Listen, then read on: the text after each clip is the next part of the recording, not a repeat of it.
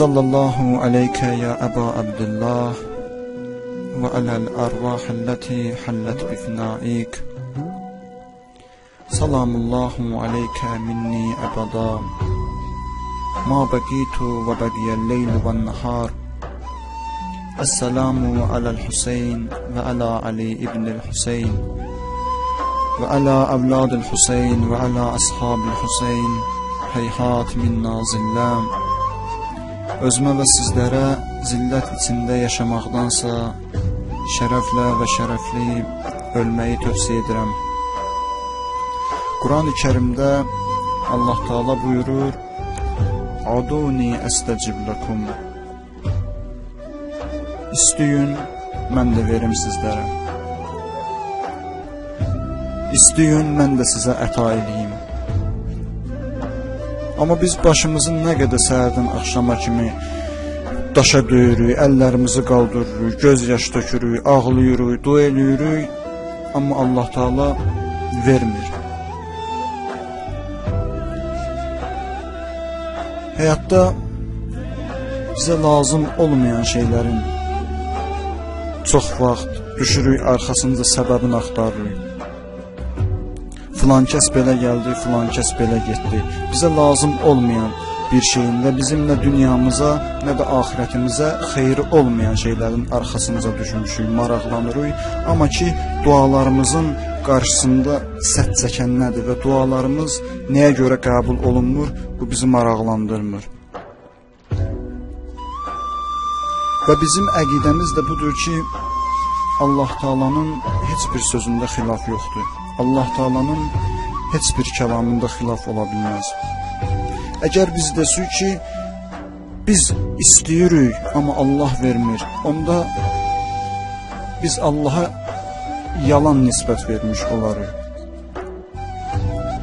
Əgər Allahın bu məsələdə biz Allaha yalan nisbət vermiş olsaq, onda digər məsələləri də bizim gözümüzdə əhəmiyyətdən düşər və heç bir şeyin nə halalın, nə haramın bizim nəzərimizdə dəyəri olmaz.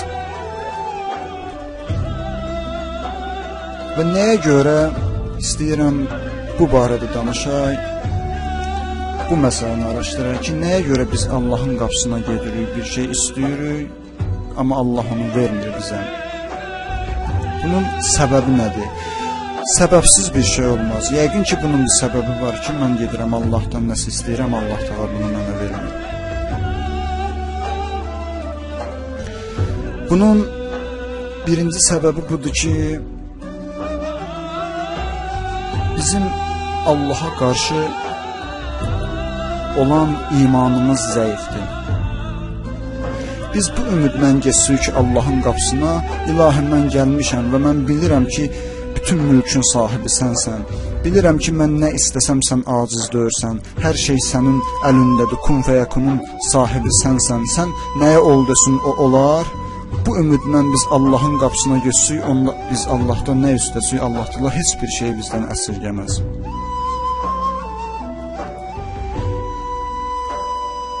Ayətullah Şeyx Behçetidən rəhməllahu aleyh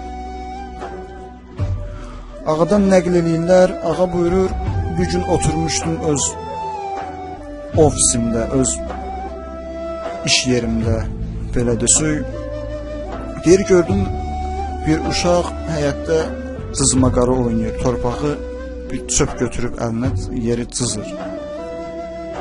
Deyir, mənim fikrim bu uşaqda idi, gördüm, bir dənə dilənçi gəldi. Dilənçi gəldi, yaxınlaşdı bu uşağın yanına, dedi, gəlmişəm, nə varınırsa mənə verəsən. Deyir, uşaq baxdı, dedi, qalx yuxarı, orada filan kəs bir adam var, sən nə istəsin sənə verəcək. Deyir, dilənçi ikinci dəfə bu sözü təkrar elədi ki, axı mənim heç nəyim yoxdur, uşaqlarım acdır evdə. Ay bala, gör, nə varınırsa ver mənə. Deyir, yenə bu uşaq həminki cavabı verdi ki, ona, qalx o otağı görürsən, işarə elədi əli ilə, dedi, qalx o otağa, nə istəsin o otaqda bir adam çıxacaq, qapını döyüb çıxacaq, sən nə istəsin o sana verəcək. Deyir və bu dilənçi bu uşağın dediyi kimi də elədi, qalxdı yuxarı, getdi, qapını döydü, bir dənə xanım çıxdı qapıdan. Dedi, xanım, mən dilənçiyəm və mənə həyatda oynayan bir uşaq süm qapuzu işarə elədi, görsətdi, dedi, gedin ondan istəyin, o sizə verəcək. O xanım buyurdu, hə, gözdür.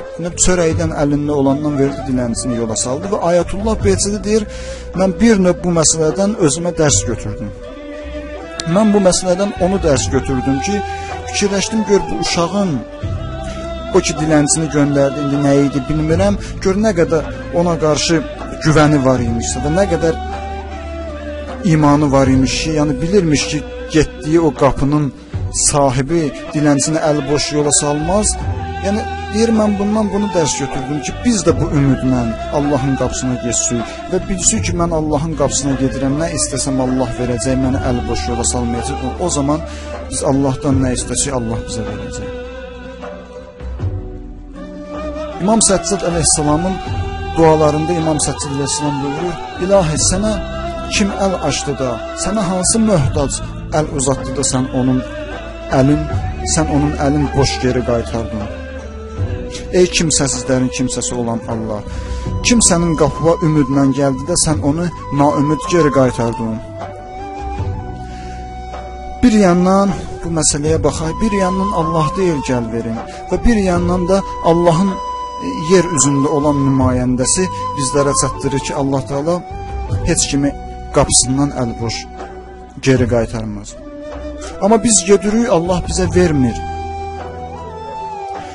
Bu əvvəla bu misal mənim özümə aiddir, sonra da sizlərə aiddir ki, bu məsələ. Yəni mən özüm başımı nə qədər döyürəm möhrə, nə qədər əlimi açıram Allaha, istəyirəm, amma Allah vermir.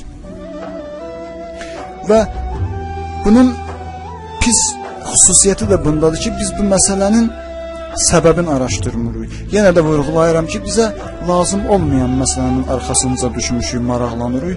Amma bizim axirətimizə, dünyamıza xeyri olan məsələ üçün biz maraqlanmırıq.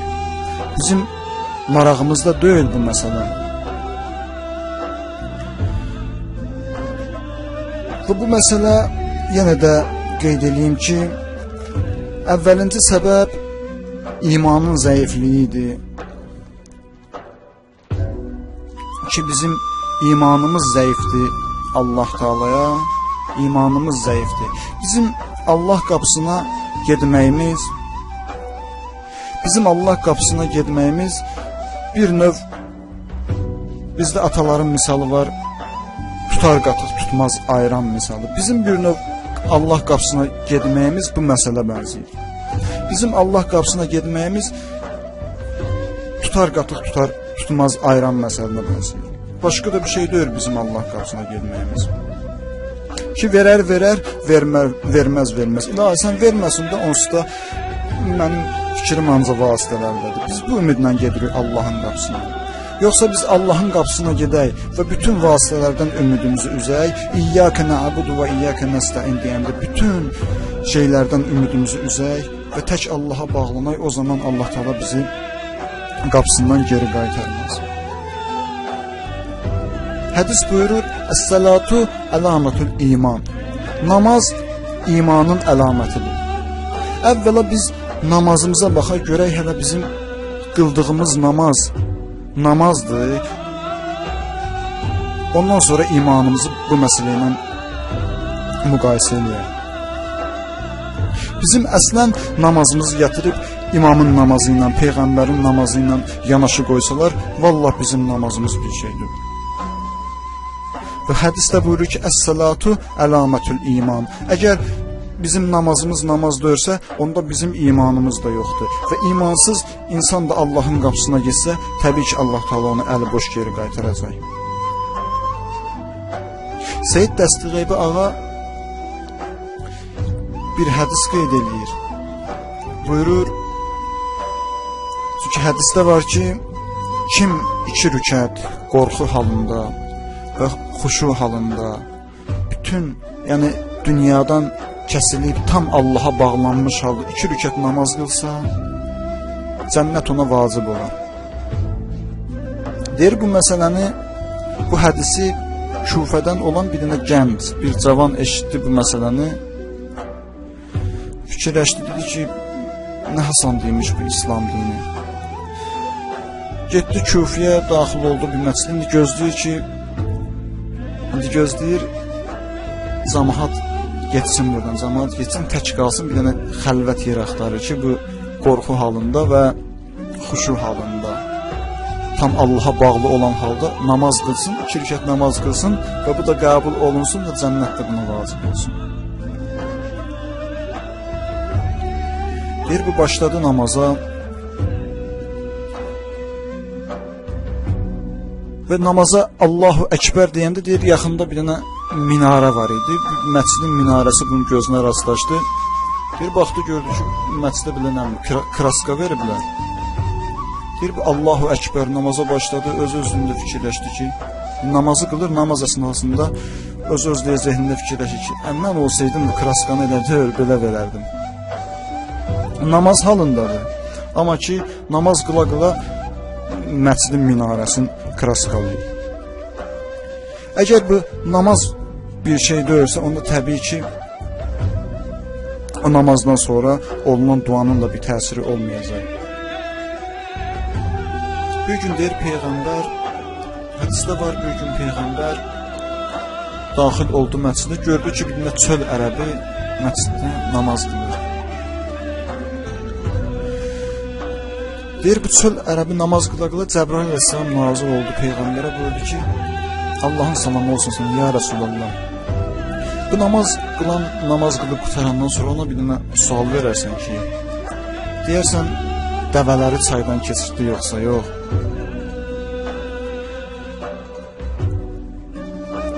Yəni, bu hədisi ona görə dedim ki, yəni görürsən namazı əsnasındadır, amma namaz qıla-qıla fikrində o çöl ərəbi çaydan dəvələri keçirdi. Bizim də bir növ namazımız belədir ki, görürsən namaz qılırıq. Valla mənim bir yaxın adam var idi.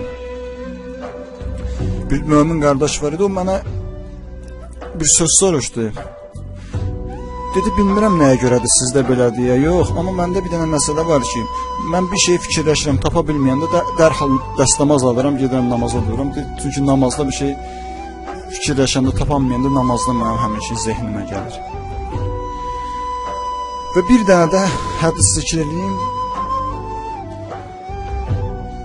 Bir gün bir şah bütün məntəqəyə xəbər saldı ki,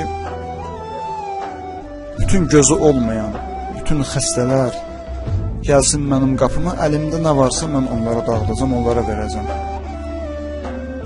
Deyir, bir fəqir bunu eşitdi, üst tutdu, getdi şahın qapısına, gəldi, yaxınlaşdı, dedi, şah sağ olsun, şah dedi, xoş gəlmişsən, dedi, gəlmişəm, eşitmişəm ki, sədəqə paylayırsan imkanı olmayanlara, mənim imkanım yoxdur, mənə də köməkli eləyərsən. Şah dedi ki, baxıram sənin əlün, gözün, var get işdə pulu qazan. Deyir, bu qayıtdı, şaha bir dənə söz dedi, şaha çox təsir elədi bu söz, dedi ki, şah sağ olsun, hələ əsl kör mənəm, sən birinci mənə verməlisən, sonra digər körlərə verməlisən. Şah dedi, başa düşmədim, yəni necə? Dedi, şah sağ olsun, ona görə ki, əsl kör mənəm ki, mən Allahın qapısını qoyub sənin qapıya gəlmişəm. Yəni, bu hədisi mən, bu qissəni ona görə zikr elədim ki, biz əksər vaxt Allahdan ümidimizi üzürük və vasitələrə üst tuturuq. Bir şeyə ehtiyacımız olanda Allahdan ki, yaxın dost yoxdur, Allahın qapısına gedmirik və özümüzə dünya həyatında dost bildiyimiz şəxsin qapısına üst tuturuq və 5 manat, 3 manat almaqdan sonra da o dostun qapısında üzümüzün suyunu tökürük. Allah deyib gəl verəcəm, amma o dost ki, sənə demir ki, gəl sənə nə lazımdırsa mən sənə verəcəm. Və dost verməsə də dostdan inciməyə də halım yoxdur ki, çünki dost sənə deməyib ki, imkanın olmayanda gəl mənim qapıma, mən verəcəm sənə. Və biz müsəlmanların da əsas naqis xüsusiyyəti də bundadır ki, gəl deyənin qapısına gedmirik, amma gəlmə deyənin qapısına dərhal üst tuturuq.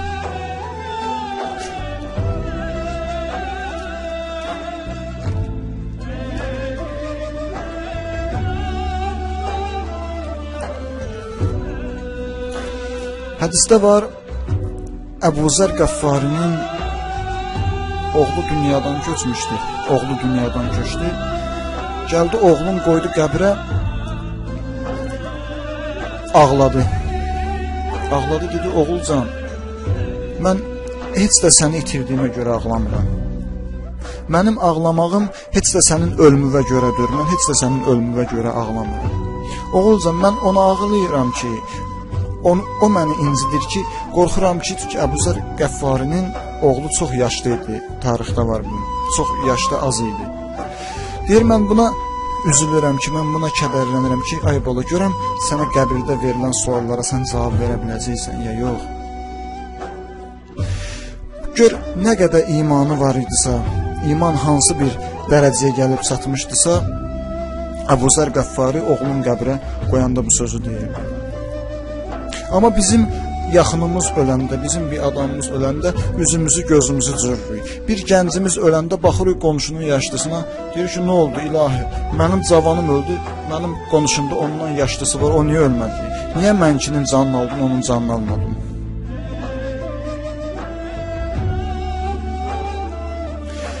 Əsas bizim dualarımızın qarşısında sədd çəkən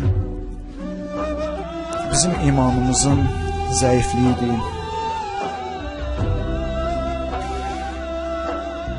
Və bizim də bir dənə naqisli xüsusiyyətimiz də bundadır ki, İmam Rıza əleyhissalam da bu barədə hədisi var. İmam Rıza buyurur, İmam Rıza əleyhissalam buyurur, mən o şəxsi təəccüb edirəm ki, tövbə eləmir, amma Allahın qapısına gedir. Oyun qalmırıq, çıxardırıq, səhərdən axşama kimi naməhrəmə baxırıq, yalan danışırıq, qeybət eləyirik, oyun qalmırıq, çıxardırıq, günah üstünə günah, ondan sonra da gedirik, ilahi gəlmişəm sənin qapına. Yaxşı, mən sizə sual verirəm, necə Allah təala sizin əlinizi geri qaytarmasın və mənim əlimi geri qaytarmasın?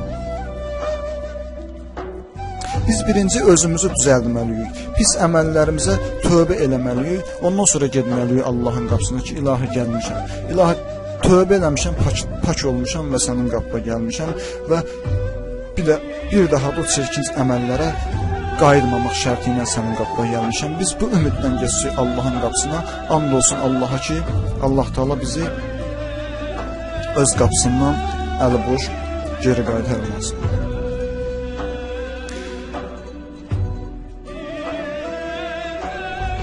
Və bir də naqis xüsusiyyətimiz bundadır ki,